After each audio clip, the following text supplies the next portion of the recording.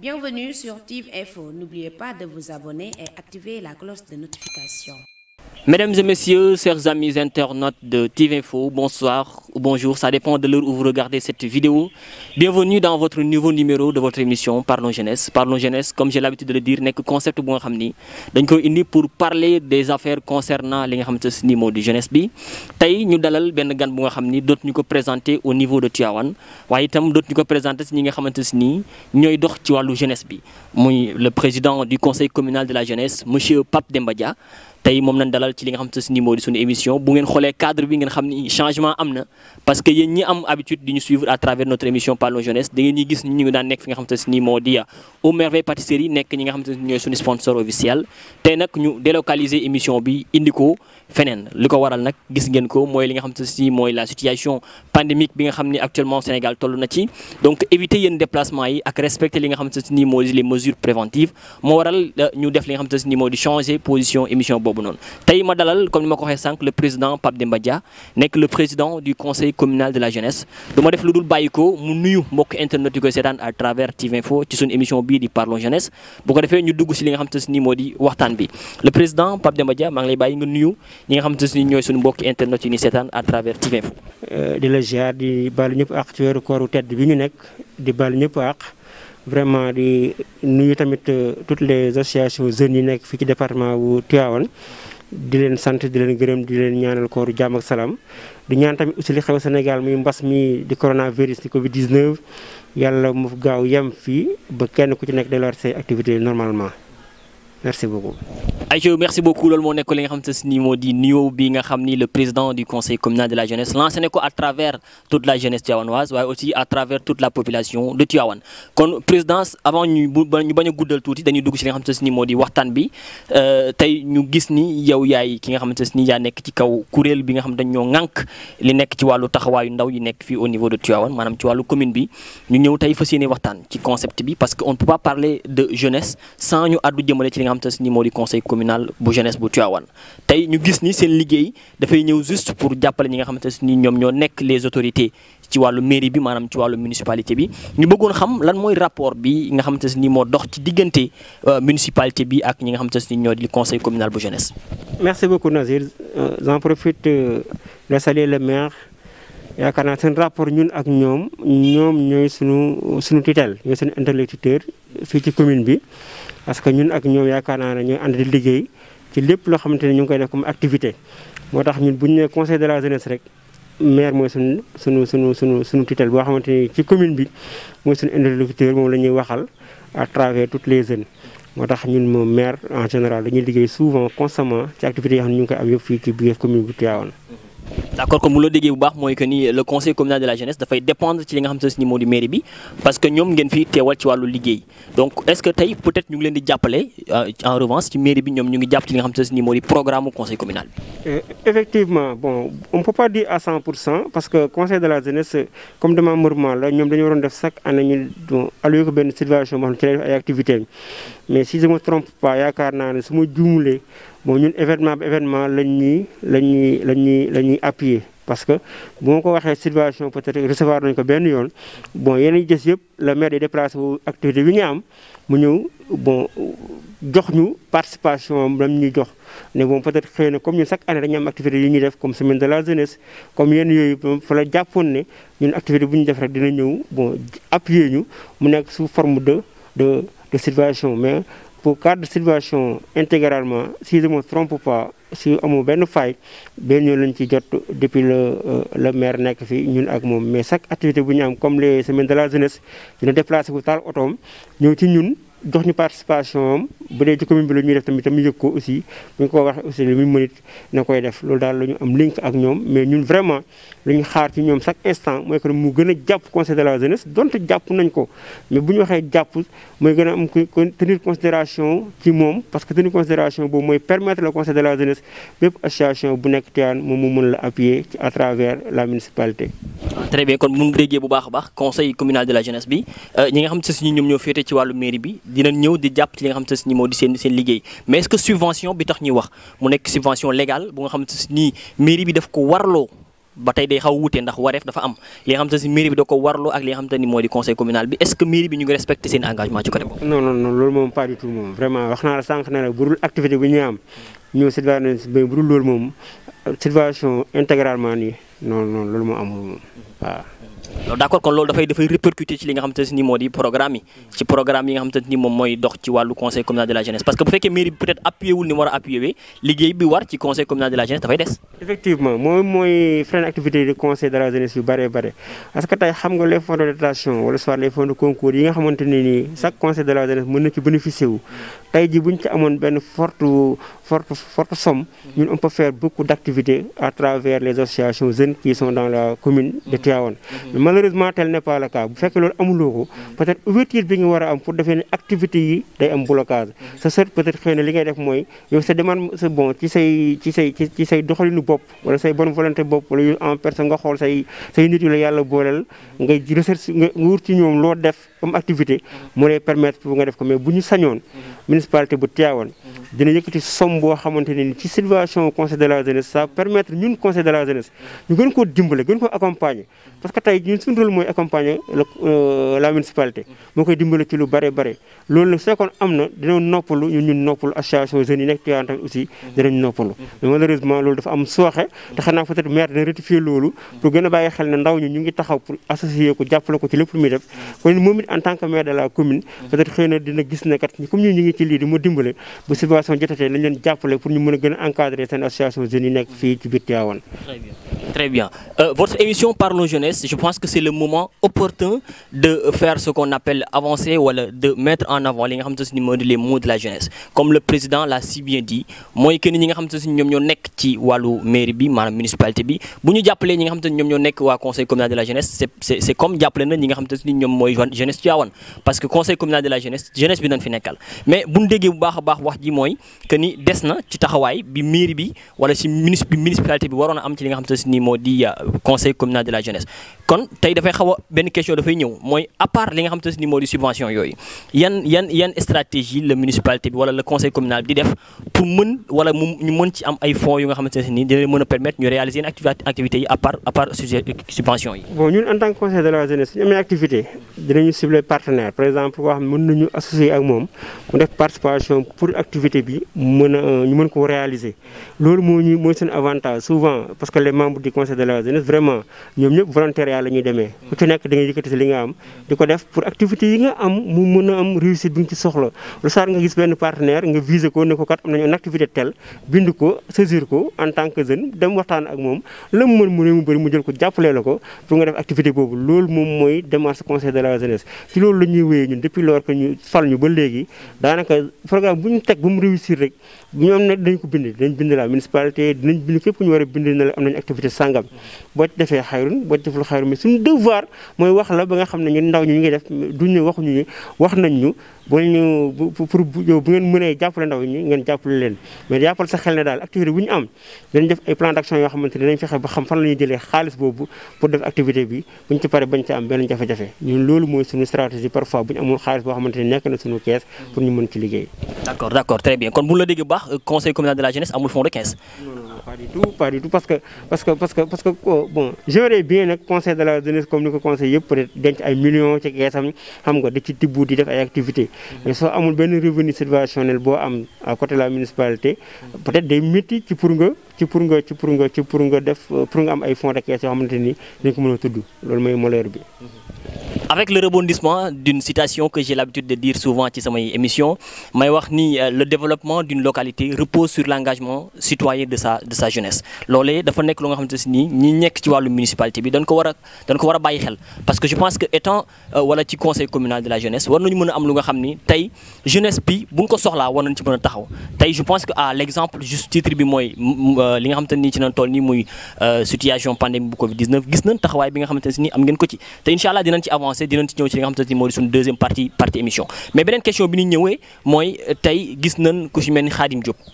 Diop nekk le président du conseil de la jeunesse au niveau national c'est-à-dire qu'au niveau du Sénégal nekk en même temps un Tivaouanois Khadim Diop nekk koo xamante ne ni Tivaouane la bokk jiite aussi yëpp conseil communal yu nekk au niveau national du Sénégal tey ñu koy gis muy def ay conférences ci yenn communes yi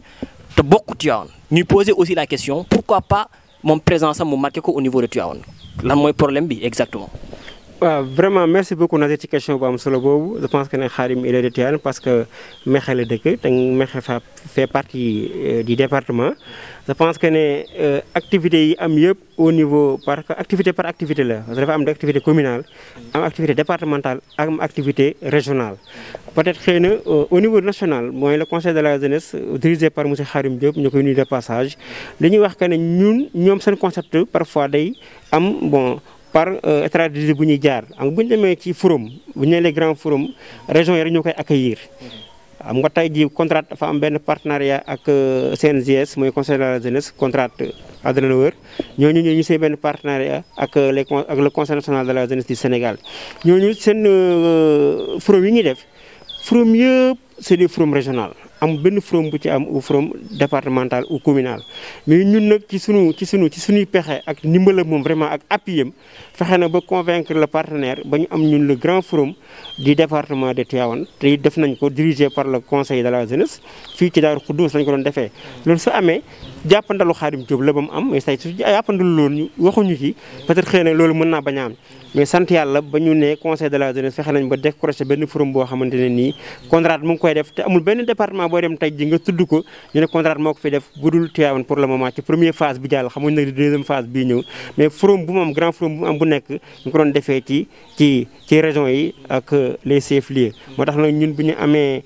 am sens recevoir forum boobu noonu ñu defee ko fii ci département bu Tivaouane mais plus particulièrement ci commune Darou Khoudoss parce que contexte bi moo taxoon ñu doon waxtaan yooyu ci xale yi dem ci gaal gi te xam nañ ne Darou Khoudoss commune foofu loolu dañu leen vexé woon moo tax ñu ne woon nañ fa dem ñu defee foofu forum bi mais jàppal nañ ñun en tant que conseil de la jeunesse forum yi ñuy def ñun on a fait pas mal d'activités yoo xamante ne ni ñun conseil communal de la jeunesse pas départemental ou national mais le conseil communal de la jeunesse moom moo koy porté di ko def peut-être xëy na da nga ci dul jot wala soit nga bañ ko yëg mais y en a des choses yoo xam ne buñu ci yeggee incha allah rabbi on va montrer les choses parce que y en a avec tous les documents avec le secrétaire général mooy que ne dinañ ci ñëwaat gën la ko leeral wala activités yoo xam ne def nañ ko mais li nga wax Khadim Diop ak département bi moo tax ñu la doon leeral ci phase bu ANACIM. Effectivement di rappeler aussi suñu mbokk internet yi ni seetaan à travers TV Info que le débat boo leen gisee mu demee nii sous forme de question-réponse ñun ñoo ko bëggee nii mais tey je pense que on ne peut pas parler d'une émission boo nga xamante ni day wax ci cadre jeunesse ñuy exalter ñi nga xam ne ñooy le conseil communal de la jeunesse donc dina am plateau bu nga xam ne dinañ ko gën a yaatal comme ni ko président waxee avec la présence du secrétaire général bu ko defee ñu nga xamante ni dañuy def benn débat boo xam ni ce sera sous forme d'évaluation par rapport ak activités yi nga xam ni conseil communal bi daf koy doxal parce que lu am solo la c'est le moment aussi tamit dafa am importance jeunes yi Tivaouane yi waaye itam population de Tivaouane xam liggéey bi nga xamante ni conseil communal ñu ngi koy porter à travers Tivaouane parce que gis nañ ñu bari dinañ gis xëy na seen i activités à travers les réseaux sociaux mais comprendre effectivement li nga xamante ni moo di coono yi ngeen di daj loolu je pense que dafay laaj benn réunion wala benn toog waxtaan ci plateau d'évaluation boo xam ni di ngeen ko préparer incha allah mbokku internet yi ni seetaan à travers TV Info ci suñu émission bi di Parlons Jeunesse loolu man maa leen ko dikk dinañ ko waxtaanee mais tey yaa ngi wax ci forum yi mais gisaguñ forum bi nga xamante ni moo tax ñuy wax au niveau de Tivaouane gisaguñ ko fi de. waa quel genre parce que bon bu ñu nee le département fait compte 18 communes ñu jël commune Darou Khoudoss parce que ci département Tivaouane la bokk defe fa benn forum boo xamante ne ni peut-être xëy na ñoom li tax ñu defee ko ci seen localité ñu doon wax ci cadre bon ni ko mbëkk mi par exemple ñi daan dem ci géej gi di jaar ci gaal yi comme nag contexte bi ñoom dafa leen laal ñu ne au lieu que ñu koy defee Tivaouane commune nañ dem defee ko Darou Khoudoss parce que ñoom vraiment ak Mboro boobu benn la ñu te foofu la ñuy jaar en général di dem kon nañ dem defee ko foofu mais ci yeneen activités yoo xam ne day concerner ñun Tivaouane commune suñu ville nee naa la on a fait pas mal d'activités yoo xamante ni par exemple maa ngi nuyu de passage góor gi Massamba Boy yi nga xamante ni def nañ ak ñoom ay formation ak naataango service peut-être xëy na bon ñoom Massour Mbuub tout cela peut-être duñu mën a gën a sori ci loolu parce que le document mu ngi ak le secrétaire général pour les dates les diplômes tout cela pour ñu mën ko démontrer nañ ñu gis ne activités yi conseil de la jeunesse réalisé nañ ko mooy comme li nga wax sànq xam nga dama la mënul gànt ci lenn parce que tu es mon frère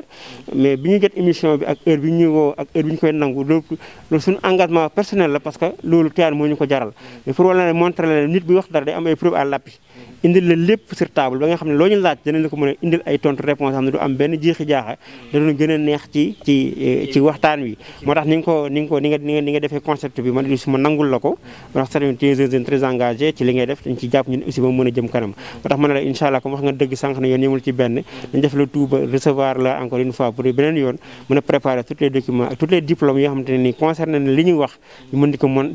mën a démontrer askan wi di ko gis pour nga xam ne lii la ñuy wax bon c'est des preuves palpables. Effectivement donc ñu koy nuyu au passage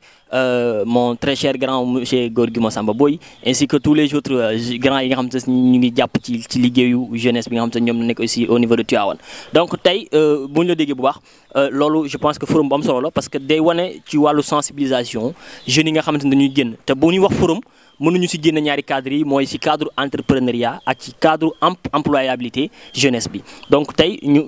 bu ñu déggee sa wax ñu xam ni yéen a ngi bàyyi xel bu baax a baax ñaari facteurs yooyu muy emploi jeunesse bi ak itam li nga xam moo jëm ci wàllu entrepreneuriat parce que gis na ni Tivaouane am na jeunes yoo xamante ni macha allah am nañ ay projet ci wàllu bu mel noonu est-ce que tey mettre ngeen wala am ngeen des mesures yoo xam ne teg ngeen ko pour accompagner ces jeunes ci seen i projet pour wax rek ne la ñi ngi am yeneen activités yi ñu préparé comme xew-xew bi moo tax ñu yàlla dimbale wax naa ko sànq ak naataango service góor gi ak ñoom Mansour Mbuub ci entrepreneuriat jeunesse ak leadership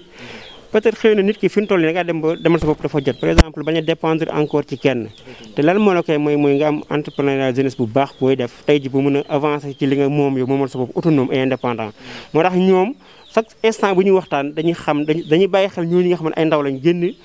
dëkk Tivaouane génn dem uti woon am xam-xam bi ñëw yéene ñu ko te duñu fayee ko dërëm moo tax bu ñu toggee ci yu mel nii day jaaru ñu leen di tudd ba nañu di ko xam ba nañu di ko mën di gën di dégg nee naa la sànq ne la y a d'autres choses yoo xam ne nii ñi mu ñu kese ci formation entrepreneuriat leadership tout cela mais on a fait d'autres formations am nañ ni peut-être xëy na ñu ngi doon wax ci formation bu topographie formation yeneen yoo xamante ni peut-être du cadre concept bi kii sa ngay yem ci formation entrepreneuriat jeunesse non y en a d'autres peut-être xëy na dinañ ci gën a avancer mooy li ma la wax. mais bu ñu waxee entrepreneuriat et jeunesse entrepreneuriat et l'employabilité ëmb na loolu lépp yaakaar naa. si ëmb na ko kay moo tax ñun dañu wax la ñu bëgg na cadre bi gën a yaatu wax leen la ñun bon ñu ngi ci yeneen sources yoo xam ne ni sax même ñi nga xamante ne nii bon comme les cheikhouna yi defoon de formation ci topographie bénéficie ci conseil de la jeunesse kooku yeneen yoo xam ne peut-être xëy na moom sax mën na defal nit ñi ay formation soir moom indi professeurs yoo xam ne nii dina encadrer xale yi ba ñu mën a gën a réussir ci loolu loo xam ne ñu ngi ko bëgg a defar fii à Tivaouane am nañu ñaan yàlla li xew jeex ba pare bu jeexee dañu am bakkan ak fekkee te yàlla may ñu fekkee parce que loolu wax ne da nga ñaan yàlla fekkee ko tatal ko foo ko fekkee tatal ko peut-être xëy na li nga bëgg te wër ko di nga ko mën a réaliser ci localité bi nga nekk loolu moom mooy mbir mi daal. d'accord am na solo donc kon fi ñu doon waxee mënuñu wax ci cadre conseil communal de la jeunesse ba pare di tëb ñi nga xam te ñoo di association yi parce que association yi d'une manière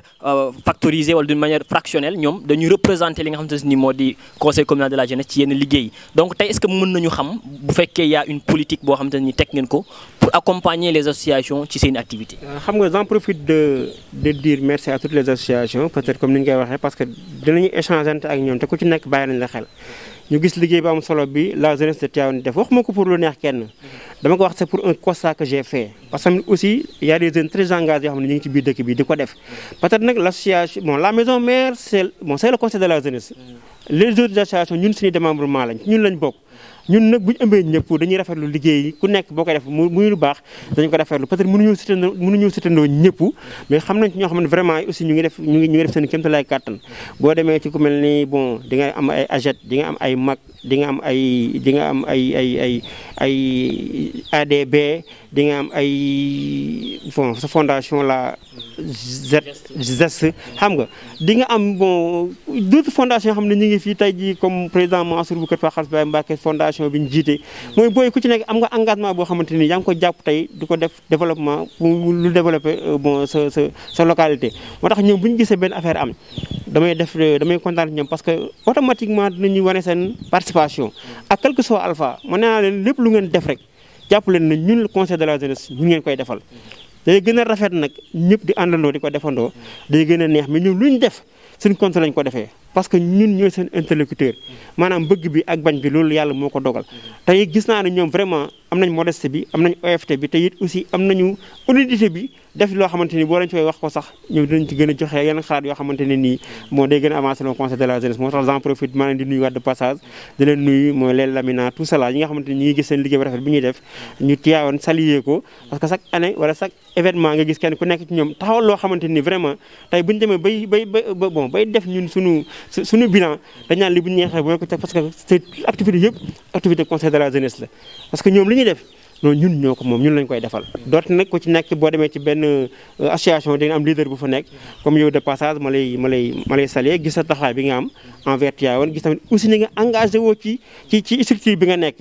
bon du wax ko bu dara mais dañu gis constant boobu ñu def ko Tivaouane nag loolu sensam la kon j'en profite de dire merci à toutes les associations qui sont là ñi ma xam ak ñi ma xamul ñu ma tudd ak ñu ma tudd ñëpp nañ jàpp ne ñun on est là pour vous lépp loo xamante ne war nañ ci échanger rek inchallah on va le faire ensemble pour faire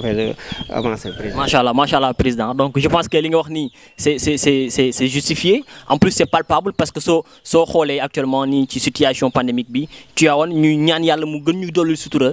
di saafara aussi fépp foo xamante ni ci niveau ci monde bi la parce que crise mondiale la ñu ñaan fépp foo xamante ni mbas mi ngi fay manifesté wu mu yàlla dogal mu jóge fa ci biir Sénégal ak ci biir réew mi ak bitim réew fépp fu mën doon waaye gis nañ taxawaay bi nga xam ni jeunesse Tivaouane comme ni nga ko waxee am nañ ko parce que dañu gis ni dañuy wax souvent que ni situation pandémique bii nii lenn moo ko fi mën a jëlee mooy une lutte collective maanaam ligue boo xamante ni xale yi wala jeunes yi dañ koy booloo liggéey ko te gis na ni Tivaouane am nañ taxawaay bu am solo te loolu bu amee je pense que yaakaar naa ni yéen ñi nga xam ni yéen a jiite wàllu conseil communal de la jeunesse tamit seen liggéey yéen a ngi koy doxal ci ni mu waree parce que tamit duñ ko wax wala duñ ko nëbbu tamit comme ni nga koy waxee pas ñun tamit dañuy wax loo xamante ne dafay neex nit ñi mais gis nañ taxawaay bi ngeen am vraiment gis nañ aussi que ni bépp fondation wala bépp mouvement wala bépp association bu nekk au niveau de Tivaouane bu yëkkatee activité benn bu ne xeebaloo leen ko bésam que ça soit mu nekk activité culturelle que ça soit mu nekk activité sociale wala activité li nga xamante ne mooy activité sanitaire yéen a ngi ciy jàpp di ci taxawaay bu am njariñ mais tamit ñu indi benn leeral wala ñu bàyyi la nga leeral foofu ci association yi parce que gis nañ ni y a une différence entre une association y a une différence entre association fondation mouvement tey est-ce que concept yooyu noonu li ñu amee différence benn considération bi ngeen ci am yéen en tant que conseil communal de la jeunesse maanaam ñoo bokk même taxawaay bu ñu am ci biir liggéey bu mel noonu. waaw ñun de dañu leen di considérer même pied d'égalité parce que li tax ñoom ñëpp d'abord dañuy nekk doomi dëkk bi aussi dañu nekk ay ndaw bootu suñu ginnaaw peut-être nag en matière juridique mën nga dem mu am différence ci juridiquement nan lañ leen di considérer juridiquement par exemple nga dem ñu ne la fondation a eu tel dossier association day am tel dossier mouvement day am tel dossier mais ñun nag ñun niñ leen di accueillir suñu biir ñun du am discrimination du am bon diw mooy lii diw mooy laa yéen ñëpp da ngeen di am même pied d'égalité suñu biir mais nag bu fekkee ne juridiquement la parce que nag la ca yoon di wax dina am différence entre association ak fondation ak mouvement yooyu dafa bon c'est trois choses différents yoo xam ne nii ak foog parfois nit ñi di ko xam pour mën ko gën a bàyyi xel. très bien lu am solo donc président wax na ko yaakaar naa leer na ko te c'est une question boo xamante ne dafay ñëw souvent qu'association mouvement ak fondation bokkuñu d'une manière juridique ci wàllu yoon. atte bi maanaam considération bi day wute waaye ci yaakaar naa ñun ñëpp ñoo bokk même objectif bi parce que koo ci gis mi ngi naan mouvement pour le développement de Tivaouane wala mouvement pour l'engagement citoyen donc ñoo bokk même liggéey bi comme ñu fàttali leen que ni vous êtes avec Didier Nagir et monsieur le président Pape Demba Dia nekk ki nga xamante ne ni moo le président du conseil communal de la jeunesse vous êtes aussi avec nous ci li nga xamante ne ni moo di émission bii di Parlons Jeunesse première partie bi waxtaan boobu la ëmboon yaakaar naa am na leeral yoo jot a indi le président ñu leen di féliciter encore une fois ci liggéey bi nga xamante ne yéen a ngi koy def ñu rebondir tuuti ñëw ci li nga xamante ne ni moo di wàllu actualité actuellement nii bu ñu ko waxee mënuñu si génne mooy li nga xamante ne ni la crise pandémique boo xamante ni actuellement mën na ni c'est une crise nationale une crise internationale effectivement une crise mondiale tey taxawaayu conseil communal de la jeunesse ci lutte bii nii gis nañ ko loolu kenn natable wu ko mais est-ce que seen objectif yéen a ngi koy atteindre ak aussi yan xalaat ngeen ci am ak yan gis ngeen ci am par rapport ak seen i sensibilisation ak le comportement de la population tivaouanoise. Merci Nazir, j'en profite mu nuy wala ci monsieur le préfet du département mais monsieur le maire parce que vraiment aussi loolu mooy suñu devoir ak madame la présidente di wax ne ñun suñu engagement bépp mooy fexe ba daan corona fii ci Tivaouane. bon ma nuyu tamit aussi docteur Camara parce que le conseil de la jeunesse dafa am benn partenariat ak les éclaireurs du Sénégal groupe local bu Tivaouane dirigé par le commissaire Cheikh Ahmed Tidiane Diouf. ñoom ak ñoom liggéey bu am solo fan yëpp boo gisee campagne de sensibilisation bi ak affichage yi dañ ci àndoon ak ñoom vraiment boobu ba léegi xale yi toquñ benn yoon muy les éclaireurs. Croix-Rouge gis nañ liggéey bu am solo bi ñu taxawal fan yëpp bépp affaire bi am ba léegi tey rek le ministre l'a dit kon ñooñu jar nañoo saluer les PNE les CVAV am nga tous les mouvements en fleurs et toutes les associations de jeunes yi ñu ci Tivaouane ñun nag suñu gis-gis mooy que nañu féetewoo ci cadre sensibilisation bi parce que on n'a pas eu les moyens bon financièrement boo dem jox kër ku nekk wala defal nii wala jëndal lii wala defal ne non li ñu mën mooy moytu leen nangam pour mën a mucc ci feebar bi ci lañ waxtaan nag ak docteur Camara district sanitaire mën nañu noonu ñun dañu bëggoon ànd ak le conseil de la jeunesse ak les éclaireurs ñu def benn travail boo xamante ne vraiment remarquable lañ bëgg mu doon Tivaouane ci lañ créé nag les campagnes de sensibilisation ak fondation Zest maa ngi koy nuyu de passage ak toutes les autres associations ñu jàppoon ci affaire bi ñoom ñëpp ñu engagé wu nag en tant que ndaw pour def des campagnes de sensibilisation yàlla suturaal nañu nag ba ñëpp xam ne lii ñuy wax non pour askan wi la ku ci nekk mën ci jël jël ci ay motuwaay ba mbir mi xew muy Covid 19 bañ la dal moo tax Tivaouane yàlla defoon na peut-être xëy na amoon nañ benn cas yéen natt suñu borom nangu nañ ko ñaan nañ yàlla ba yàlla saafara na ko wér na yàlla na fa yem yàlla bu ñu amaat beneen cas te Sénégal sax la ñuy ñaan bu ñu ñaan Tivaouane kese ñun chaque instant bu ñuy ñaan dañuy ñaan mu jeex Sénégal parce que même bu amee Dakar te amul Tivaouane non corona baa ngi fi ba tey dañ naan na jeex Sénégal loolu moom muy wax bi gën a fin boo bëggee ñaan mu des sa dëkk mu jeex sa dëkk te jeexul feneen ba tey problème day am moo tax fi mu am yëpp ci Sénégal territoire yëpp ñu ñaan yàlla saafara ko fa moo tax ñun campagne de sensibilisation bi chaque jour ci lañ nekk te ñu ngi ciy ñaan askan bi population bi di ci ñaan association yi nga xam ne commencé nañ ko non buñ ko bàyyi même yow sa quartier sa kër non boo mënul génn di dem fenn sa sant ñu ko kenn ku mais boo mënul génn fu bëri chaque jour dem fa nga toog Nazir sensibiliser ñi nga nekkal loolu ngay def à travers l'internet wax ko nit ñi gis ko bind ko ñun loolu ñun ngeen koy defal sa kër nga toog fa gis ñaari boo yoo xam ne defuñu règle respecté wuñu règle bi ñun ngeen koy defal képp ku ngeen gis ko xam ne peut-être xëy na gis ngeen ne kii moom gan la ci dëkk bi soit mu ngi fi door ñëw te fa mu jógee mën naa am cas bu fa nekkoon wala cas noonu nañu ko signaler ñu ko war a signaler discrètement ñu war a liggéey ko mbañ am benn coow wala benn débordement je pense que ne ñun daal ci liggéey boobu lañu nekk ci la ñuy ñaan yàlla aussi tamit nekk ba pandémie bi di jeex di ñaan yàlla ci barke weeru koor yu gaaw mu gaaw jeex parce que activités yi taxaw na li mu baare bëri na liñ fa mu bëri na parce que bu ñu demee ba école tëj jàkka tëj jumaa tëj église tëj activités yëpp taxaw yaa problème au Sénégal kon nag ci loolu ñu ngi ñaan ci barke weeru koor bu tedd bi loolu gaaw jeex ba ñu reprendre activités yi ni mu waree Nazir. Amin loolu lu am solo la je pense que actuellement nit ñi jaaxle nañ c'est un moment inquiétant c'est un moment de crise bu nga xamante ne jaaxal na àdduna bi yëpp je pense que tey conseil communal de la jeunesse am na aussi taxawaay bu nga xam ni mi ngi koy def jëmale ci wàllu sensibilisation parce que lépp je pense que ci cadre sensibilisation la nekk gis nañu confinement mi ngi fi gis nañu aussi li nga xamante ni moo di couvre-feu mi ngi fi xëy na bu fekkee ne l'information a passé actuellement mën na ni amul kenn koy taxaw di wax ni yëguma confinement wala yëguma couvre-feu mais est-ce que tey mën nga ñu ci gën a indil ay leeral ak itam ay sensibilisation wala ñaax boo xam ne di nga ko ñaax ci wàllu jeunesse bi surtout parce que ñoom la loolu concerné ñi génn guddi boo xoolee 90% jeunesse bi la confinement bi aussi ñim intéressé boo xoolee 90% jeunesse bi la yéen ñaax nga leen mën a gën a indil pour ñu mën a respecter li nga xam te ne moo di mesure yi ñu teg. xam nga couvre-feu bi yaakaar naa ne fi mu toll Sénégal gépp ñëpp dégg nañ ko pour dire vrai ñëpp dégg nañ ko xam nañ ne 20h la ba 6h du matin léegi laa jógee benn rajo de la place wax naa ko fa nit ñi dégg nañ ko dañu ne képp kuy ndaw nekk sa quartier li lay ñaan mooy nga respecter règlement yi état teg respecter aussi tamit vraiment mesure barrière yi nga xam ne moom la ministère de la santé teg képp kuy génn 8h bu xasee jot 20h non mënatoo génn parce que yoon mayetuloo ko nga toog sa kër xam nga génn pour génn rek defoo benn soxla amoo benn farata c'est inutile waxuma la sax bon au-delà de 20h mais wudul 20h sax boo doxul benn farata c'est pas la peine de le faire parce que du la jërul dara mosuma laa nag bu ñu demee bu heure bi nga xam ne dañu ne heure bii bon nañu fexe ba toog suñu kër yi parce que heure bii lii service d'ordre yi dañu nekk ci dëkk bi di xool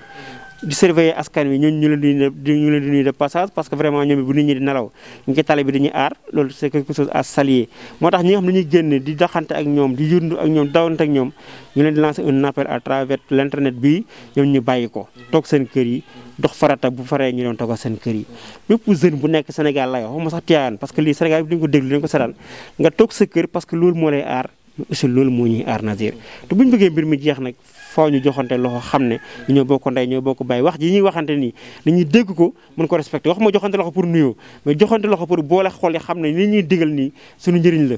suñu avancement la rapidement mu gaaw jeex Sénégal moo tax daal foofu j'en profite de dire que ne nañ nit ñi toog seen kër yi couvre-feu bi am na 8h à 20h de 20h à 6h du matin bu ko ñu respecté rek nu leen yàlla feebar bi dina gaaw jeex Sénégal nit ñi doxawaat seen soxla. ñu dégg aussi ay rumeur ñu wax ni couvre-feu bi dañ koy yégal ba 21h wala 20h30 ay rumeur la wala ay fausses informations. Non là loolu nag peut-être xëy na man amaguma ci aperçu les autorités concernées buñ ci àddoo rek ñun peut-être xëy na dinañ amandoo ñun ñëpp ensemble information bi ñun daal en tout cas ñu ngi jàpp ne 8h la amagum ba 6h du matin yéen ñaan yàlla nag aussi mu yem fa ndax affaire bi gaaw jeex mais li tax ñoom ñu koy yokk bu ñu yokk ko nar a am sax peut-être xëy na li xew moo tax ñu koy yokk mais pour le moment daal 8h lañu wax nañ jàpp 8h ba 6h du matin ñaan yàlla mu gaaw yem fi soxla yi faju nit ñi nekk seen activité daal pour le moment daal loolu lañ xam. Amine loolu moo nekkoon li nga xam te ni moo di waxtaan bi ñu seq ak le président du conseil communal de la jeunesse bu fekkee am na benn question wala benn laaj boo xamante ni xëy na bëggoon nga ñu laaj la ko wala benn suggestion bu bëggoon a indi à travers cette émission te xëy na àdduwun ci c'est le moment. Non vraiment xanaa saliwaat yéen seen taxaw remercier leen bu baax parce que le conseil de la jeunesse dafa nekk en partenariat ak beaucoup de choses yoo xamante ñu ngi ciy dox sans profiter. Comme dañu nekk ci askan woo xamante ni Sénégal li fi xew gis nañ ko pandémie bi ñaan yàlla mu gaaw jeex d'abord parce que loolu mooy la première des choses ok j'en profite tamit vraiment di remercier seen i partenaires yi nga xamante ni ñoo nekk ci Sénégal gépp di ñu suivre ku ci mel ni MC Green wax dëgg yàlla ñoom it bo bëggoon nañu association yëpp bon de jeunes yi moo fexe am benn rapport ak ñoom ñuy jéem nag suñu kéemtalaay kàttan ba MC Green fexe ba link bi mu am ak le CCJ mu gën a saawaan ci les autres associations ñu mën ci jëriñoo ci liggéey boobu lañu nekk ñu ngi ciy def benn travail ak suñu leader Maman Waré Gana Seck de passage ñu koy nuyu di ko ñaanal wér parce que ci loolu ñu ngi def ay jéego ba affaire yi mën a gën a yaatu parce que loolu vraiment le président MJ Green national muy Falilou Sall loolu muy yitteem un ami à moi c'est le président du conseil départemental de la jeunesse de Mbour kooku c'est un ami vraiment te aussi lépp loo xamante ne lii luy doxal activité MJ Green moom da cee sonn di ci bokk moo tax bu ñu am partenaire mel noonu dañ fexe ba jëm ko linkale ak les autres associations yi nga xamante ne nii ñu ngi biir Tivaouane suñu yéene la suñu bëgg-bëgg la suñu mëbët la ñu ñaan yàlla liy dëñ bu jeexee incha allah rabbi ñu fexe leen mettre en rapport ak ñoom ba avancement yeeg liggéey yeeg lépp mën a sotti comme ni ñu ko bëggee daal. Très bien, nous sommes au terme de notre émission Parlons Jeunesse. Dernière question bi ñu ñëwee ak le président Pape Demba Dia mooy gis nañ par rapport ak temps bi ak par rapport ak moment bi ak durée de mandat bi gis nañ ñu ngi ci bu jeexul itam mi ngi ci li nga xamante ne moo di phase finale yi. Est-ce que tey en tant que président du conseil communal de la jeunesse sa bët yaa ngi koy teg ci ay jeunes yu nga xamante ne xëy na gis nga ñi ëllëg bu demee ba sa mission yàlla def mu jeex ak jàmm xëy na dina la mën a wuut ci liggéey bi ci anam bi mu waree s'il le faut wala peut-être am na benn formation bu nga xam ni yéen a ngi koy wàcc former ay jeunes yu nga xam ni ëllëg bu leen fi nekkul ci seen mission bu jeexee incha allah ñun yàlla ñàlla aussi mu gën leen fi bàyyi ngeen mën a taxaw jeunes yi ñëwaat pour taxaw ci liggéey boobu est-ce que am nga benn jeune peut-être bu fekkee am na wala ay jeunes yoo xamante ni teg nga leen bët xam ni carrément que ni am nañ aptitude pour gérer li nga xamante ni moo di liggéey bi. bon ñun day wax dëgg yàlla duñ ne am nañu benn bët ci diw wala Masamba wala Mademba parce que lu mbir mi ñun jeunes Sénégal ñoo ko moom mais jeunes Tivaouane ñoo ko moom xam nga tey Pape Demba su demee ba mandat nekk phase terme mu jeex day ñaan yàlla ut koo xam ne dina ko remplacer liggéey lu gën li Pape Demba doon def loolu muy sama yéene man te gis naa ci association de jeunes yi nekk Tivaouane képp ku ci nekk non tu peux être le président du conseil de la jeunesse parce que gis naa seen engagement gis naa seen détermination gis naa tamit aussi seen pas-pas bi ngeen am Tivaouane muy kuy ndaw nekk Tivaouane rek dama jàpp ni ma gis ngay doxalee boo ci changé wul dara non tu peux être le président du conseil de la jeunesse parce que loolu boo ñu ëppul xam-xam peut-être xëy na delloo nañ xam-xam yàlla dafa toog fi bu yàlla dogal di nga fi toog incha allah rabbi di nga fi toog te yéene nañ ko wax dëgg yàlla doomu dëkk bi ñu fi dëkk yeewoo fi mën ko ñu jiite ko tamit loolu du doon benn ngaañ du doon benn yàqu-yàqu ba sax lu moo tax mu ne daal kuy jeune nekk Tivaouane rek man gëm naa ne yaa ngi ci biir mën ngaa doon le président du conseil de la jeunesse te ñi ma gis da leen fréquenté ñuy ànd ak man wala ma gis seen yeneen association sax ànduñu ak man donc ku ci nekk tu peux être le président du conseil de la jeunesse parce que seen liggéey moo ko wane du wax ko pour lu leen neex dama ko xaw ne ku ci nekk te boo ko doonoon j'en suis sûr et certain que ne mën nga def lu gën fuuf Pape Demba def parce que man gis naa ko ci yéen am ngeen engagement boobu am ngeen volonté boobu loolu nag yàlla moo ko dogal du man yàlla la dañuy ñaan yàlla bu jeexa bañ def renouvellement su koy doon yàlla nekk njiglaayam su koy doon aussi yàlla doon ko wax mooy gën liggéey li Pape Demba liggéey loolu la ñuy yéene mbir mi loolu lañ bëgg mooy suñu yéene mooy suñu gis-gis daal man président Nazir. président Pape Demba sa kàddu gu mujj. kàddu gu mujj mooy nuyu leen santaat leen gërëm leen mais sant leen bu baax a baax parce que lii vraiment peut-être xëy na yombul yàlla nag dafa dogal ma am ay frères yoo xam ne ñu ngi ànd man ak ñoom ñëpp maa ngi leen nuyu de passage parce que man maa toog fii ba jeexal di wax ci conseil de la jeunesse du ma nuyu un frère bu mel ni bon Cheikh Tidiane Diouf Matar Mbow nga xam ne vraiment il a tout fait pour ñu accès ci lii les Daour Ngom les Cheikhouna Camara les Demba Diop am nga les Cheikh Lo aussi mais nag dafa am koo xam ne nii c'est un cas exceptionnel peut-être xëy na muy Babacar Ba c'est un frère c'est un président c'est un ami à moi il a fait beaucoup de choses pour nous kooku jar nañu nuyuwaat ku baax a baax mais nuyu tamit sama successeur ki nga xam maa ko remplacé muy le président Serif Taïf Gueye nekk MTK ñu ngi koy nuyu de passage ñu yàqul dara ci liggéey bi boobu léegi mu ngi ànd ak ñun dañu suivre dañuy jàppale kon ñun ñu ngi koy nuyu les Maymouna Badara Ba les Aline Mbaye xam nga ñi nga xam ne ñëpp ñu ngi ci sonn ci conseil bi bokk ci ñu nekk fi ñu ñàkk fee nekk yëpp rafet na ñun ñu nuyu leen parce que vraiment ñoom it aussi am nañu pas de responsabilité ci conseil de la jeunesse bi nga xamante ni ñoom ci lañ nekk moo tax ñu ngi nuyuwaat yow yëpp di nuyu sama directeur SEDEPS Bilal Fall fi nekkoon yàlla def na mu dem ci jàmm ñu ngi koy nuyu ki fi nekk mooy Jacques Mokhtar Diakhaté ñu ngi koy nuyu parce que moom la fi yàlla teg di nuyu waa dëkk bi yëpp di leen sant di leen gërëm di nuyu waa TV Info di leen encouragé ci liggéey bu am solo bi ngeen def parce que bu ngeen xoolee concept émission bi diggante démb ak tey ni ngi ci doxee ak ni nga ko réalisé ba mu sotti sa pas-pas moo la ko may parce que heure bi ngay woo démb xam nga li fait un peu tard waaw vraiment ay 1 heure et quelque loolu yëpp boo ko defee ñu nangu ko parce que théâtre moo ñu ko jaral loolu nag moom c'est quelque chose à saluer et je vous dis merci encore une fois di saluer sama président Khadim Diop au niveau national parce que tamit vraiment yàlla booleel nañu dara ñaawu ci ñu ngi sant ñëpp ñuy gërëm ñëpp di ñaanal ñëpp jàmm feebar bi am Sénégal yàlla dindi ko fi parce que loolu mooy suñu yéene mooy suñu bëgg-bëgg encore une fois merci beaucoup Nazir. Aïcho, Parlons Jeunesse, 4e numéro. Nous étions avec le président du conseil communal de la jeunesse, M. Pape Demba Dia, ak képp koo xamante ne àndoon nga ak ñun ci émission bi di nuyu au passage le président Cheikhna El Prési di ko nuyu bu baax a baax ci assistance bi aussi ci émission bi ak yombal bi di nuyu le président bu baax a baax di ko remercier aussi ci acceptation bi ci invitation bi ndax comme ni nga ko waxee démb bi lay woo xëy na guddi woon na lool mais itam lii boo ñu ko nangulee engagement boo am la à travers la jeunesse waaye engagement boo am aussi ci li nga xamante ne moo liggéey bi la dénk ndax nit ki bu ndee ba dénk la leen doom mooy tànk yi da nga war a xam ni carrément te yaakaar naa xam nga ko mooy moomatoo sa bopp et loolu lii moo ko wane donc ça a été un plaisir d'être avec vous chers amis internautes qui nous regardent à travers TV Info je ne cesse de le dire suma citation boobu nga xamante ni moom mooy accompagné à chaque fois ci sama émission muy l'engagement wala le développement d'une localité le développement d'un pays wala le développement d'une communauté repose sur l'engagement citoyen de sa jeunesse loolee moo nekk li xamante ni chaque fois moom laa tëjee sama émission di ñaax bépp jeune bu nga xamante ni en commençant par moi yaa ngi may regarder wala yaa ngi may seetaan à travers TV Info nga gën a bàyyi xel ci li nga xamante ni mooy sunu wareef ci liggéey bi jëm ci wàllu dëkk bi ndaxte Tivaouane bu mënee jëm ca kanam Sénégal tu mënee jëm ca kanam lenn moo ko mën a tax mu am mooy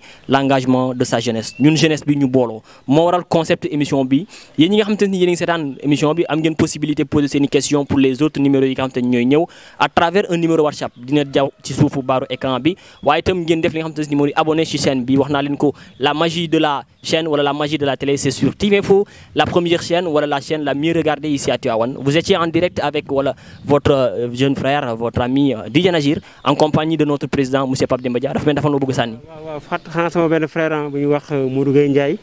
nekk suñu trésorier vraiment maa ngi koy nuyu de passage moom it vraiment xale la mais aussi ku jàpp ci mbir mi la